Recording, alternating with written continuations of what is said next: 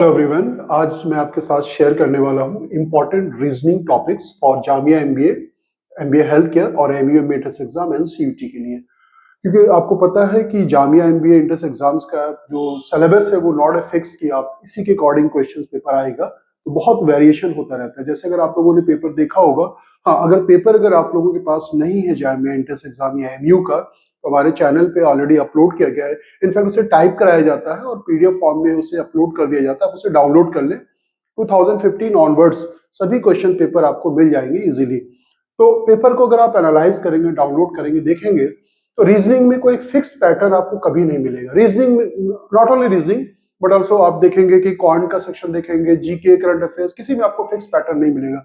लेकिन अगर टैक्टिकली तैयारी की जाए तो आप कर सकते हैं। ऐसा नहीं कि आप नहीं कर सकते, आसानी इजी वे में आप कर सकते हैं। बेटर वे तो यही होता है कि आप सेंटर ज्वाइन करें। पढ़ने से ज्यादा बेटर होता है कि एक लाइव टेस्ट कई बच्चों को साथ देते हैं, वो ज्यादा बेनिफिशियल आपके लिए होता है। फिर भी अगर आप खुद से तैयारी कर रहे हैं तो मैं आपके साथ जरूर शेयर करूंगा। तो पहले हम क्वेश्चन डिस्ट्रीब्यूशन हम देख लेते हैं। Question distribution Jamia MBA full time की अगर हम बात करें और एमबीए हेल्थ केयर का ऑलमोस्ट सेम यही आता है। Quantitative aptitude, DI, reasoning, English. और हेल्थ केयर में क्या होता है, जीके, करंट अफेयर्स के क्वेश्चंस नहीं पूछे जाते। यहाँ पे आपको measure of the question biology और केमिस्ट्री से पूछे जाते हैं। फिजिक्स बहुत लिटिल बिट, अगर आप चाहें तो इग्नोर भी कर सकते हैं। तो ये पैटर्न है। तो आज हम बात करेंगे रीजनिंग की। रीजनिंग के जो क्वेश्चन आते हैं 34 क्वेश्चन आते हैं जामिया एमबीए फुल टाइम में और एमबीए हेल्थ केयर में। और एएमयू और सीयूटी का ऑलमोस्ट सेम है। एएमयू की अगर हम बात करते हैं तो आप वहां पे आपको 20 क्वेश्चन मिलते हैं। तो अगर आप जामिया पे फोकस करते हैं, एमबीए फुल टाइम या एमबीए हेल्थ केयर, तो एमबीए ऑटोमेटिकली आपका जो है उसी सिलेबस के साथ कवर हो जाएगा, उसके लिए वरीड होने की जरूरत नहीं है। तो एक टॉपिक है क्रिटिकल रीजनिंग। बच्चे बहुत कंफ्यूज होते हैं कि सर क्रिटिकल रीजनिंग, उस क्वेश्चन को समझ ही नहीं पाते। उनको ये लगता है ना कि इंग्लिश के क्वेश्चन है। 2017-18 में 34 क्वेश्चन जो पूछे गए थे वो टोटल क्रिटिकल रीजनिंग से ही पूछे गए थे और किसी भी टॉपिक से कोई क्वेश्चन नहीं था। 20 में आई थिंक 7 to 10 क्वेश्चन पूछे गए थे। 22 में, 25 में भी क्रिटिकल रीजनिंग क्वेश्चन पूछे गए।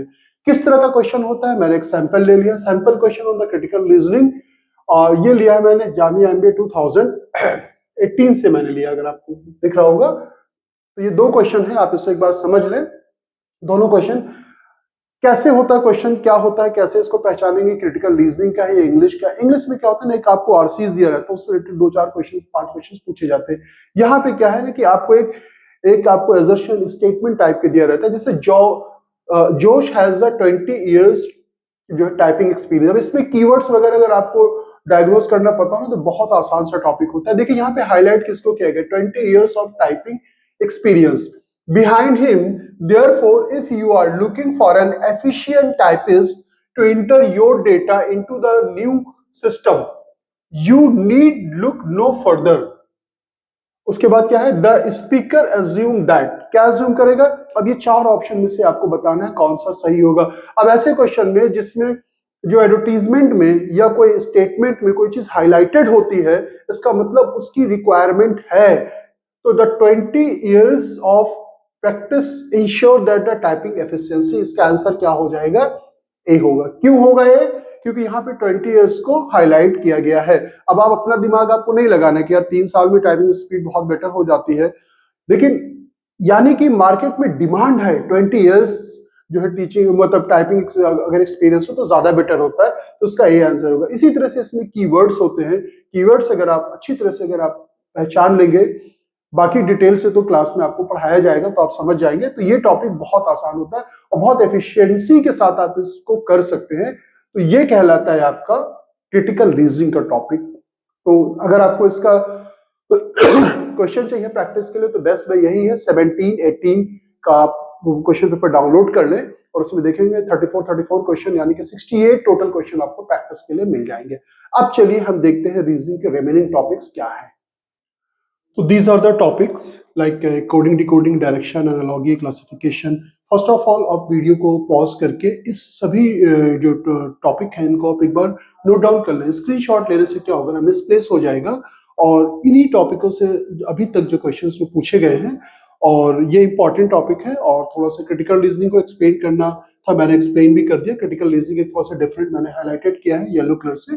तो पहले हम ये समझ लेते हैं कि अगर एक उसको डिवाइड कर देते हैं। अगर मान लीजिए कि आपने सिर्फ एमयू एमबीए एंट्रेंस एग्जाम या एमयू हेल्थ केयर या सीयूटी के लिए फॉर्म डाला है, पहले किसकी बात कर रहा हूं मैं, MU MBA entrance exam, Aligarh Muslim university और सीयूटी, तब आपको क्या करना है कि आप इस 17 को और 18 को इग्नोर कर सकते हैं। बेसिकली जो 18 है नॉन वर्बल जो रीजनिंग है, इसमें जैसे like paper cutting, folding, mirror image, इस तरह के क्वेश्चंस होते हैं, ये भी बहुत बड़ा टॉपिक है। अगर आप चाहें तो इसमें से एक एक टॉपिक के, अगर इफ यू हैव टाइम, अगर टाइम आपके पास ज्यादा है तो 10-10, 12-12 क्वेश्चन भी अगर प्रैक्टिस कर लेंगे तो ये आप आसानी के साथ कर सकते हैं। अगर टाइम नहीं है तो आप इसे इग्नोर कर सकते हैं और क्रिटिकल रीजनिंग को आप इग्नोर कर सकते हैं। किसके लिए, अगर आप अलीगढ़ मुस्लिम यूनिवर्सिटी के एमबीए फुल टाइम या एमबीए हेल्थ केयर के लिए दे रहे हैं और सीयूटी के लिए दे रहे हैं, राइट। यहाँ तक आपको समझ में आ गया होगा। और बाकी इन सभी टॉपिकों को आपको कवर करना है, सिर्फ कवर नहीं करना है, जितने भी टॉपिक कवर करते हैं इनका सिस्टमेटिक वे पे आपको 1 से 2-3 टेस्ट आपको देना चाहिए, सेक्शनल टेस्ट। लाइक जैसे हम लोग कराते हैं सेंटर पे, एक टॉपिक आपने कंप्लीट कर लिया, इसका 2-3 आप टेस्ट दीजिए। कोडिंग कोडिंग डिकोडिंग हुआ, डायरेक्शन हो गया, एनालॉजी का इस साल हम लोगों ने 8 टेस्ट कॉन्डक्ट किया, 8 नॉट ए जोक।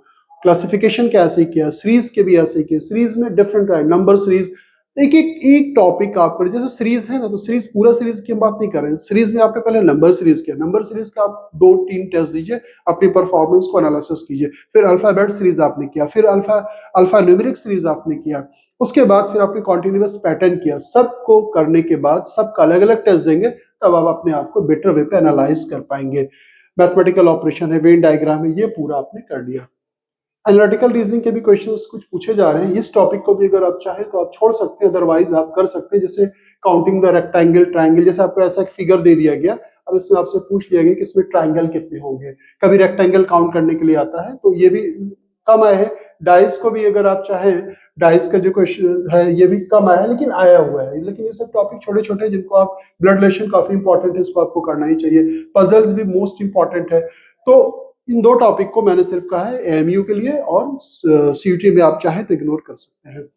उसके बाद हम बात करते हैं एमबीए हेल्थ केयर की बात करते हैं। अब हम बात कर रहे हैं जीएमआई एमबीए हेल्थ केयर की मैं बात कर रहा हूँ, ध्यान से नोट कर लीजिए। जीएमआई एमबीए हेल्थ केयर के लिए कुछ बच्चे ऐसे होते हैं जिनका साइंस बैकग्राउंड होता है, वो सिर्फ जामिया एमबीए हेल्थ केयर का ही उनको एंट्रेंस एग्जाम देना है, तो they can ignore this and this also, इन दोनों को इग्नोर कर सकते हैं। और अगर मान ली टाइम बहुत कम है तो आप इसको भी इग्नोर कर सकते हैं, इसको भी कर सकते हैं, 2.5 से भी क्वेश्चंस कम आए हैं।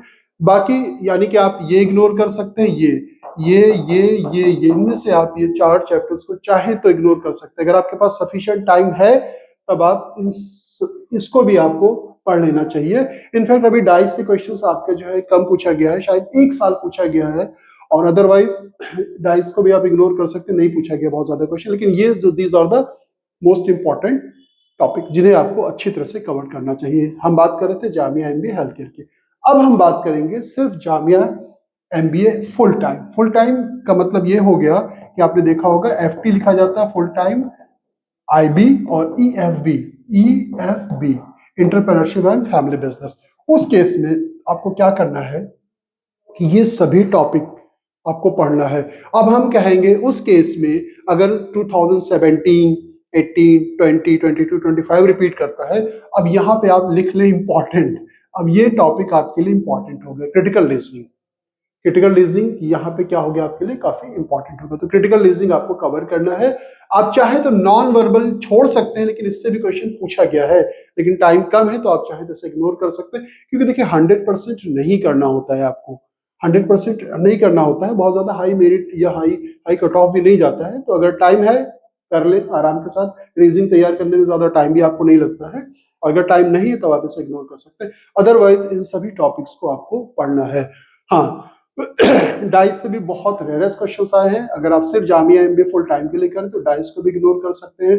काउंटिंग द ट्रायंगल के 2-3 क्वेश्चन ही अभी अब तक आए हैं, चाहे तो आप इसको भी इग्नोर कर सकते हैं अगर टाइम कम है तो। बाकी ये इंपॉर्टेंट है, ये इंपॉर्टेंट है, ये इंपॉर्टेंट है, इसे भी चाहे तो आप इग्नोर कर सकते हैं। तो ये इग्नोर कर सकते हैं, ये इंपॉर्टेंट है जिससे, और ये तो इंपॉर्टेंट इधर के जितने भी हैं ये सभी एग्जाम्स के लिए काफी इंपॉर्टेंट है।